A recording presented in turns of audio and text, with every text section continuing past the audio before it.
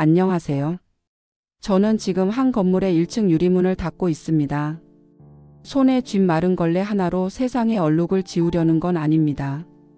그저 오늘 하루도 내가 지나간 자리에 먼지 하나 남지 않기를 바라는 마음으로 문턱을 넘을 뿐입니다.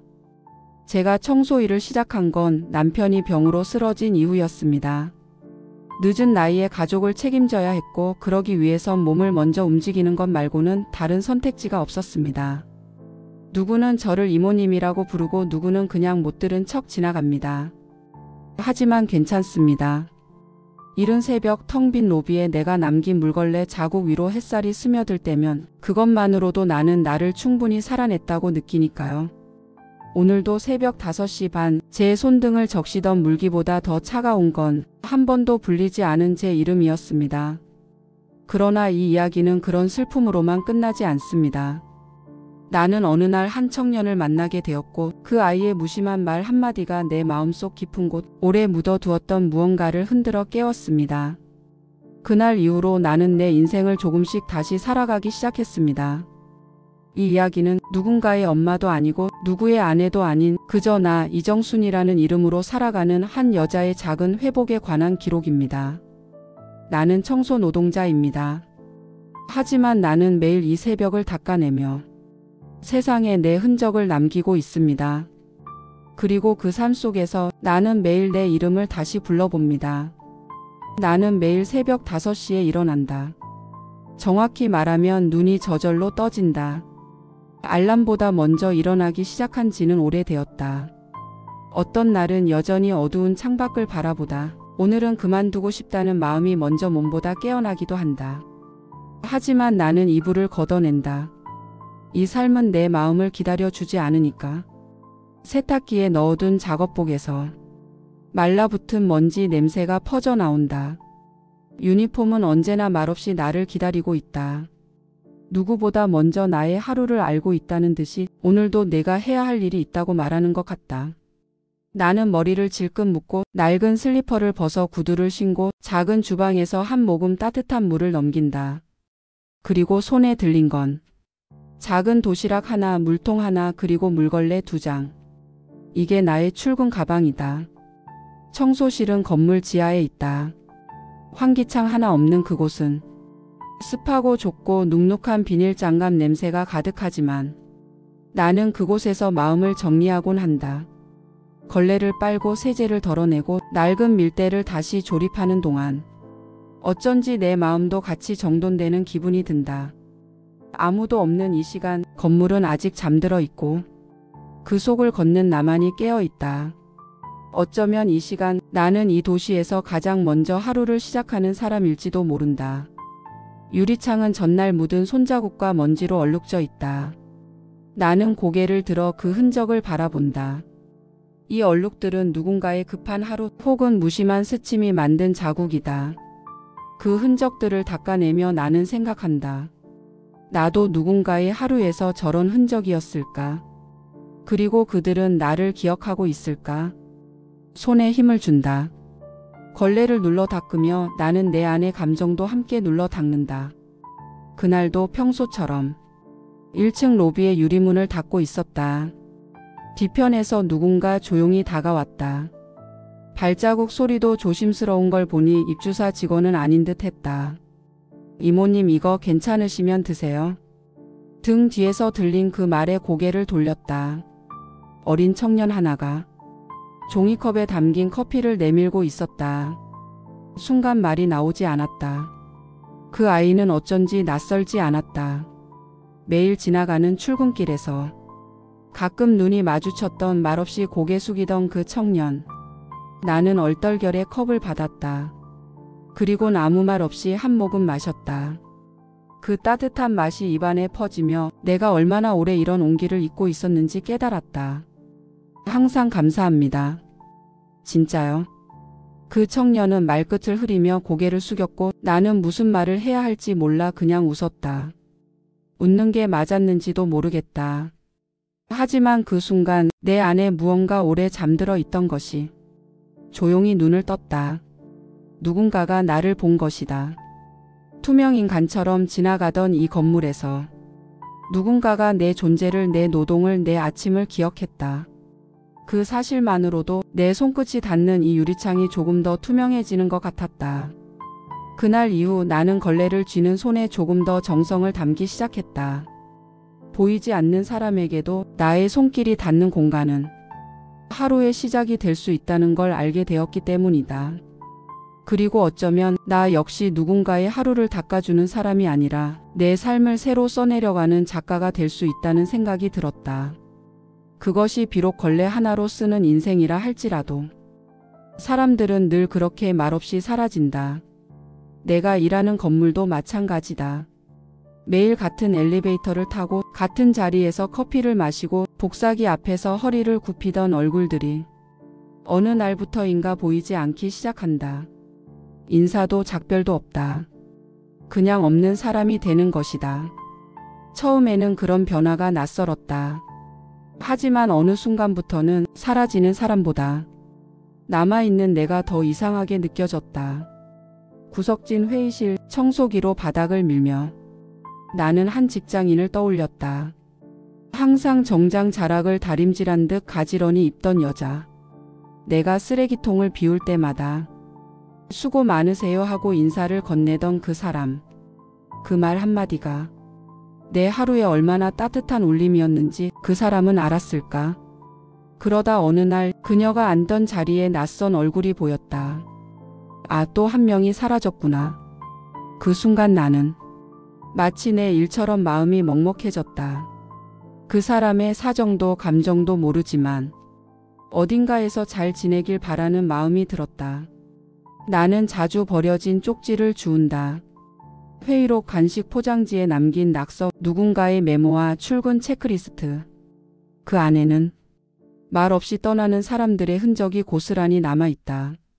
누구는 월급날을 기다렸고, 누구는 팀장과의 불화를 견뎠고, 누구는 퇴사를 고민하며 하루를 버텼다. 그 쪽지들을 읽으며 나는 깨닫는다.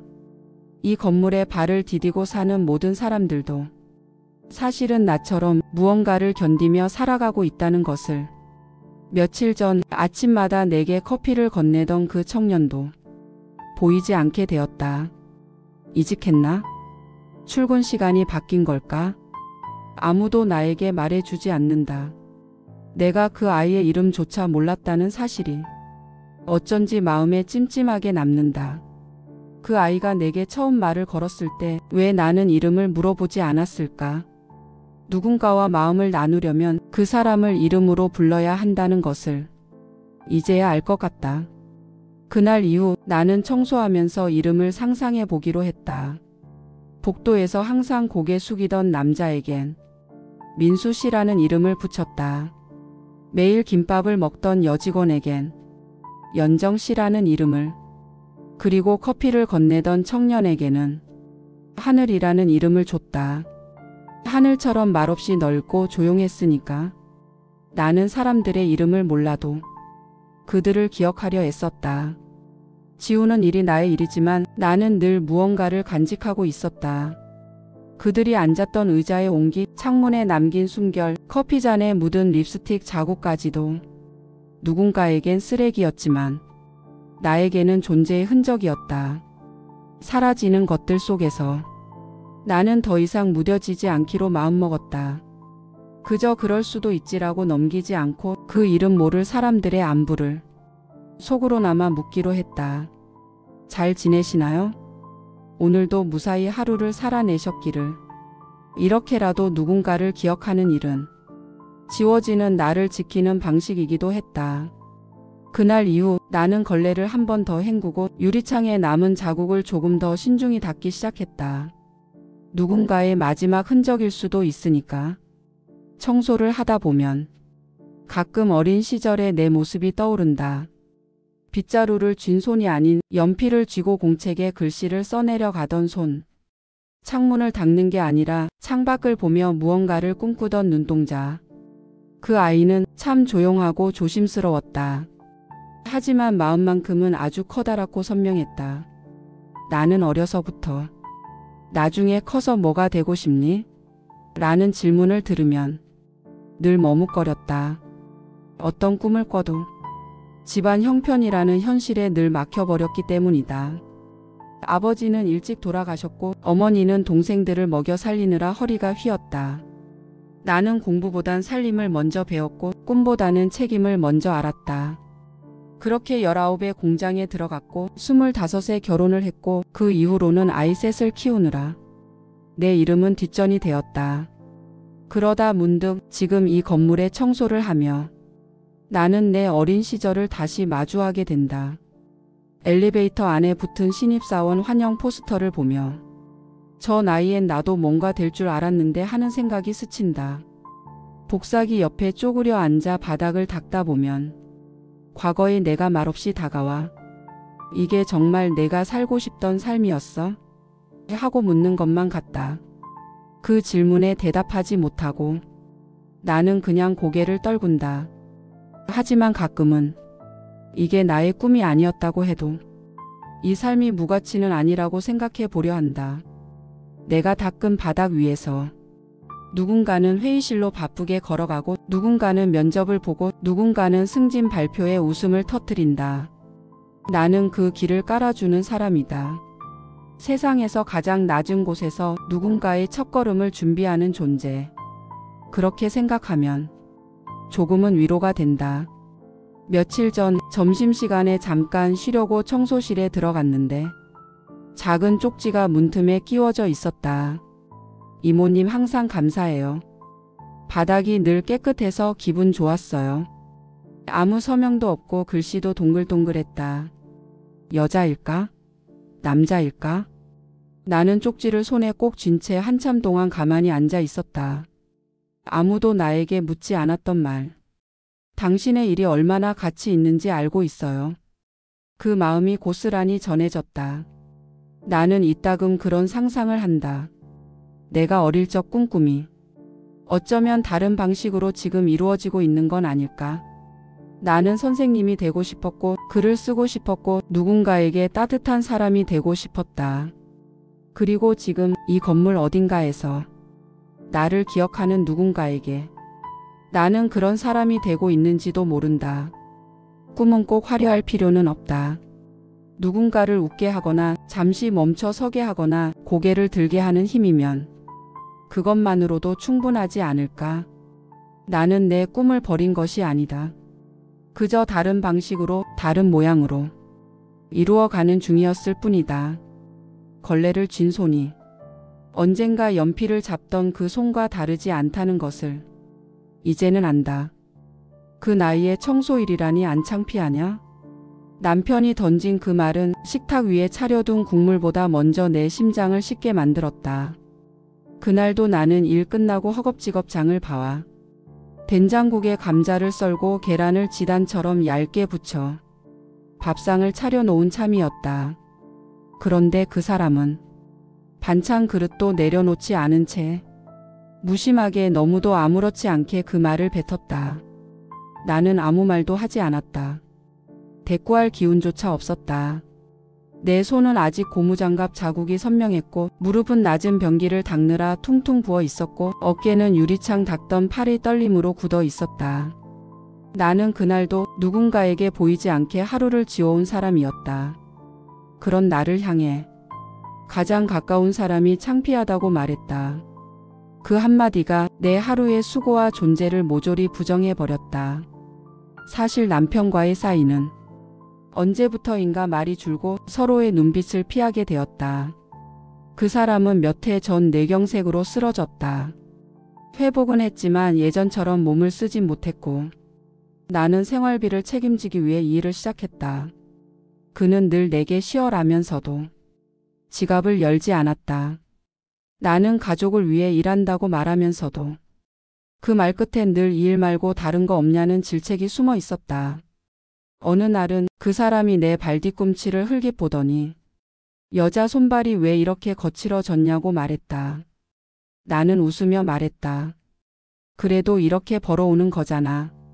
하지만 그 웃음 뒤엔 상처난 살갗 위로 또 다른 멍이 더해진 느낌이었다.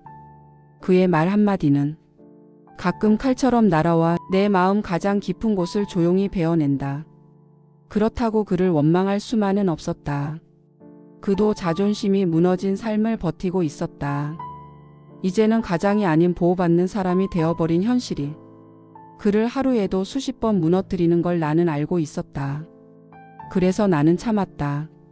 말을 삼키고 상처를 꾹 누르며 다시 다음날 새벽에 일어나 닦고 쓸고 정리했다.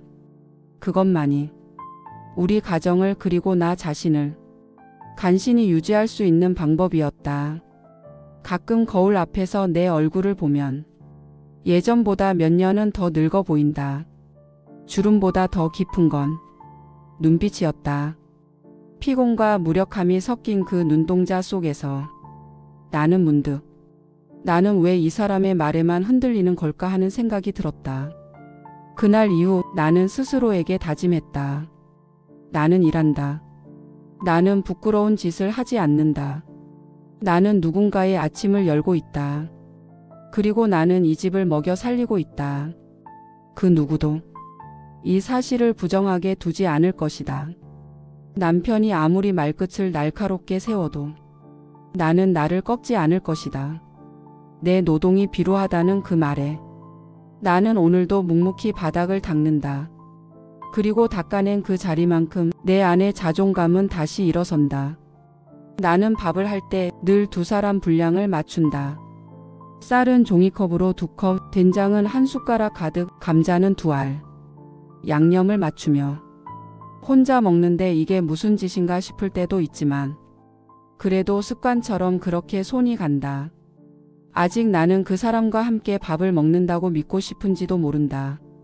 하지만 정작 식탁에 밥을 다 차려놓고 앉으면 마주 앉은 자리는 텅 비어 있다. 그 사람은 텔레비전 앞 소파에서 리모컨을 만지작거리거나 조용히 방 안으로 들어가 문을 닫는다. 그렇게 우리 사이의 식사 시간은 자연스럽게 혼밥이 되었다. 밥상 위 김이 모락모락 피어오르고 숟가락을 들었다가 놓는 내 손끝에 작은 외로움이 묻어난다. 결혼 초에는 우리도 마주 앉아 밥을 먹었다. 술잔을 기울이며 오늘 하루 있었던 일들을 주고받고 김치가 짜다 국이 싱겁다 하는 농담도 오갔다. 하지만 시간이 지나며 말은 줄고 오해는 쌓이고 침묵이 늘었다. 아이들이 독립하고 나서부터는 거실이 너무 넓게 느껴졌다. 두 사람이 있지만 아무 말도 없는 저녁은 혼자보다 더 깊은 고독을 준다. 나는 그 사람에게 물었다. 같이 먹자. 식기 전에. 그는 대답하지 않았다. 내 말이 안 들렸던 건지 듣고도 외면한 건지. 결국 나는 혼자 숟가락을 들었다. 된장국은 미지근했고 밥은 너무 익어질었다. 한 숟갈 넘길 때마다 무언가 뜨거운 것이 목구멍까지 올라왔지만 나는 꿀꺽 삼켰다. 눈물처럼 흘러내리기 전에 왜 우리는 이렇게 되어버린 걸까? 당신이 아픈 뒤로 나는 당신을 이해하려 애썼고 당신은 아무것도 말하지 않으려 했다. 나는 일하느라 지쳤고 당신은 쉬면서도 지쳤다. 그리고 그 지침 속에서 우리는 서로를 더 이상 보지 않게 되었다. 그럼에도 나는 매일 밥을 한다. 당신이 먹든 말든, 당신이 앉든 말든, 나는 나를 위해 밥을 짓는다. 내가 차려놓은 이 밥상이 누구의 눈치를 보지 않고도 내게만 집중할 수 있는 순간이 되기를 바란다. 어느 날 식탁을 치우다 문득 생각했다. 나도 누군가에게 따뜻한 밥 한 끼를 대접받고 싶다고. 무언가를 해주기만 하는 관계가 아니라 서로가 서로를 채워주는 관계를 다시 꿈꿔도 되는 걸까 하고 나는 오늘도 밥을 지었다. 된장국에 두부를 넣고 계란찜에 참기름을 살짝 둘렀다. 혼자 먹는 밥상이지만 그 속엔 내가 살아있음을 증명하려는 작고 단단한 의지가 담겨 있다. 누군가와 함께하지 않아도 나 자신을 위해 먹는 밥은 더 이상 외롭지 않았다. 힘들지 않으세요?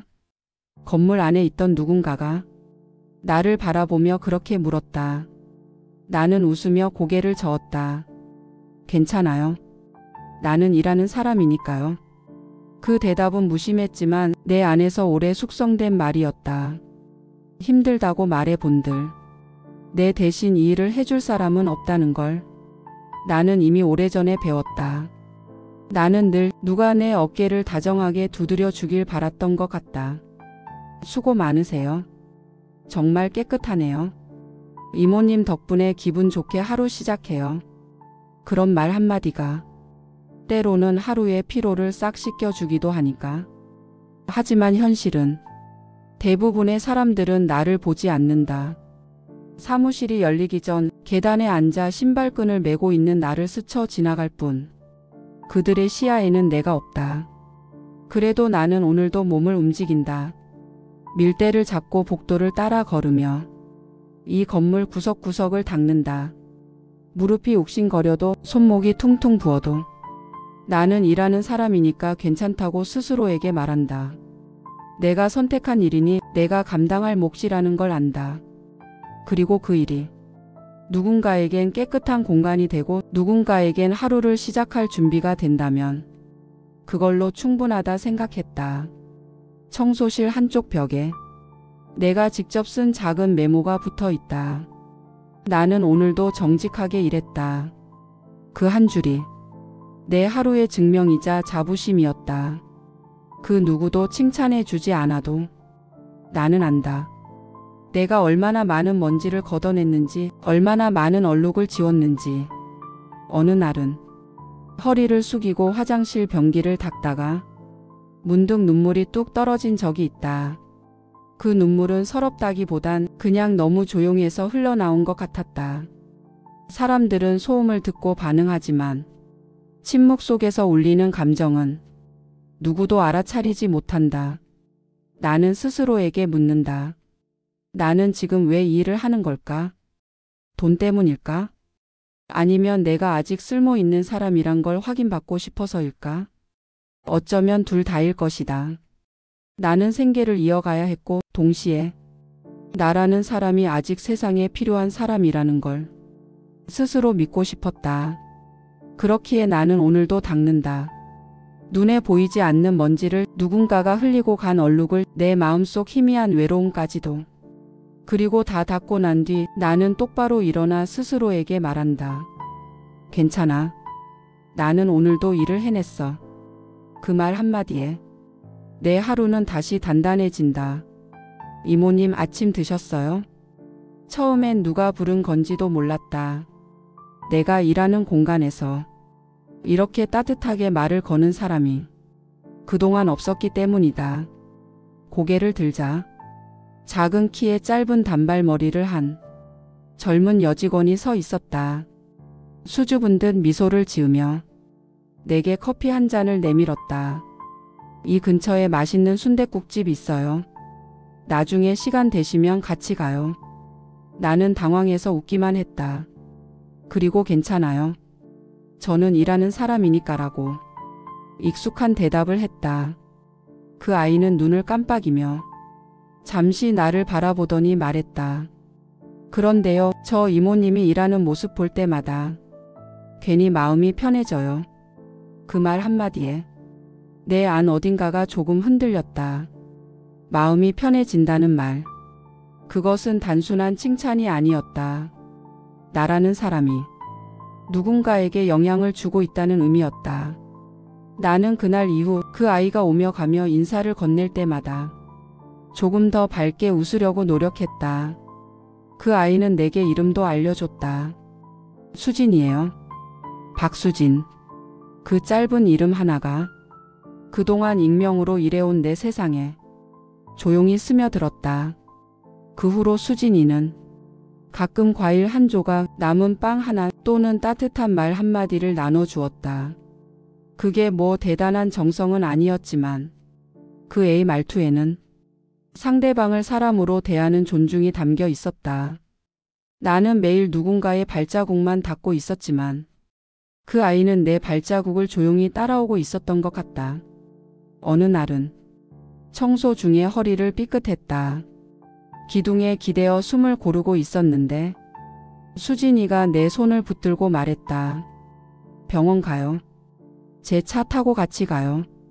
나는 괜찮다고 몇 번이나 말했지만 그 아이는 고집을 꺾지 않았다. 결국 나는 그녀의 차를 타고 처음으로 누군가의 도움을 받으며 병원에 갔다. 병원 대기실에서 수진이는 내 옆에 조용히 앉아 휴대폰도 보지 않고 가만히 있었다. 그 고요한 동행이 얼마나 따뜻한지 나는 그제야 알았다. 이모님, 저희 엄마도 청소일 하세요. 그 말에 나는 숨이 멎는 줄 알았다. 그러고 보니 그 아이의 눈빛이 낯설지 않았던 이유를 알 것 같았다. 그 눈에는 세상이 무심하게 지나친 사람을 오래도록 바라보는 태도가 있었다. 나는 그날 집에 돌아와 오래간만에 일기장을 꺼냈다. 그리고 조용히 적었다. 오늘 내 이름을 부르는 사람이 생겼다. 그 사람은 내게 말을 걸었고 나는 오랜만에 사람처럼 느껴졌다. 수진이와 나는 한 달에 한 번 정도 순댓국을 함께 먹는다. 그 짧은 식사 시간이 내 인생의 아주 오랜 공백을 메워준다.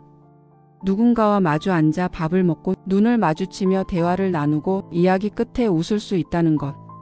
그건 참 당연한 일이지만 어떤 사람에겐 잊고 지낸 기적 같은 순간이기도 하다.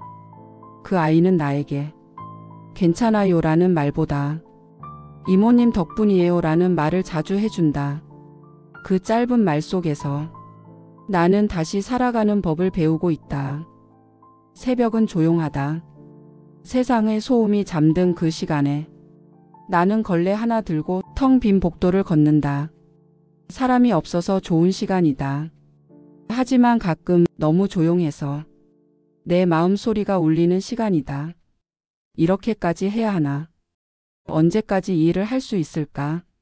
나라는 사람이 지금 어디쯤 와 있는 걸까? 그런 질문들이 밀대의 앞뒤를 따라 마루처럼 번질 때가 있다. 건물 옆 화단에 작은 꽃나무가 하나 있다. 처음엔 그게 있는 줄도 몰랐다. 늘 어두울 때 출근했고 고개 숙이고 지나쳤기 때문이다. 어느 날 건물 입구를 닫던 중 모퉁이에서 희미한 향이 느껴졌다. 향기를 따라 고개를 들었을 때 나는 그 꽃을 처음 보았다. 작고 소박한 꽃이었다. 누가 일부러 심은 것도 가꾸어 놓은 것도 아니었다. 그저 그곳에 조용히 피어 있었다. 나는 한참 동안 그 앞에 서 있었다. 누구의 관심도 받지 않으면서 그 꽃은 왜 그렇게 고운 빛을 내고 있었을까? 햇볕도 잘 들지 않는 구석에 사람들의 발길이 닿는 자리에 그 꽃은 굳이 거기서 피어 있었다. 마치 나 같았다. 그날 이후로 나는 매일 그 꽃을 바라봤다. 출근할 때 잠깐 멈춰서 숨을 고르며 오늘은 피었나, 어제보다 시들지는 않았나. 그렇게 작은 관심을 건네는 일이 이상하게도 나 자신을 돌보는 일처럼 느껴졌다. 수진이에게 그 꽃 이야기를 했더니 그 아이는 말했다. 이모님이 그 꽃인 것 같아요. 눈에 잘 띄진 않지만 아는 사람은 다 알아요. 거기에서 늘 피어 있다는 걸. 나는 대답 대신 고개를 숙였다. 눈물이 핑 돌았다. 사람들은 보통 꽃은 해가 중천일 때 가장 예쁘다고 말한다. 하지만 나는 안다. 어두운 땅을 비집고 나와 이른 새벽 아무도 보지 않는 시간에 피는 꽃이 있다는 걸. 그 꽃은 누군가에게 보이기 위해서가 아니라 그저 자기 존재를 지키기 위해 피는 꽃이다. 나는 그런 꽃이고 싶다. 조용히 묵묵히 누구의 칭찬 없이. 그러나 분명히 피어 있는 사람. 그리고 언젠가 누군가 내 곁을 지나치다 이런 곳에 꽃이 있었네 하고 조용히 말해주기를 바란다. 그 한마디면 나는 또 하루를 살아낼 수 있을 것이다. 이정순. 내 이름이다. 그렇게 부르면 낯설게 느껴질 정도로 오래도록 불리지 않은 이름. 나는 오랫동안 애 엄마 여보 이모님 청소하는 분. 그런 이름들로만 살아왔다. 어느 것도 틀린 건 아니지만 그중 아무것도 나는 아니었다. 내가 마지막으로 내 이름을 들은 게 언제였을까? 정확히 기억나지 않는다. 친정 어머니가 돌아가시고 아이들이 다 자라고 남편과도 점점 말을 줄이게 되면서 이정수는 어느샌가 내 안에서도 잊혀졌다. 나는 그 이름을 누구에게도 요구하지 않았다. 그저 익숙한 호칭에 익숙한 대답만 하며 살았다. 그런데 요즘 들어 그 이름을 다시 부르고 싶어진다.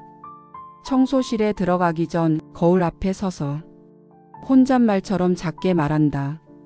이정순, 오늘도 잘하자. 그렇게 말하고 나면 이상하게 허리가 조금 더 펴진다. 팔에 들어가는 힘이 다르다. 이름이란 건 참 이상하다. 그저 부르는 것만으로도 사람을 다시 살아있게 만든다.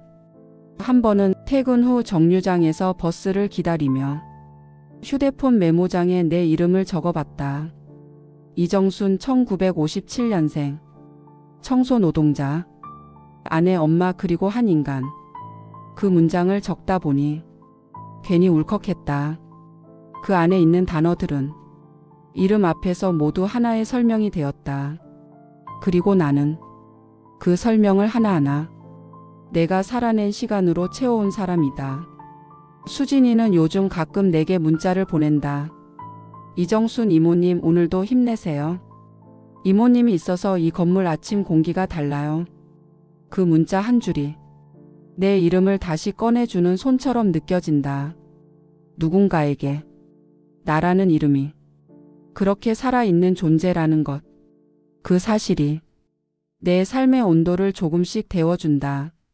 나는 이제 내 이름을 사랑하려고 한다.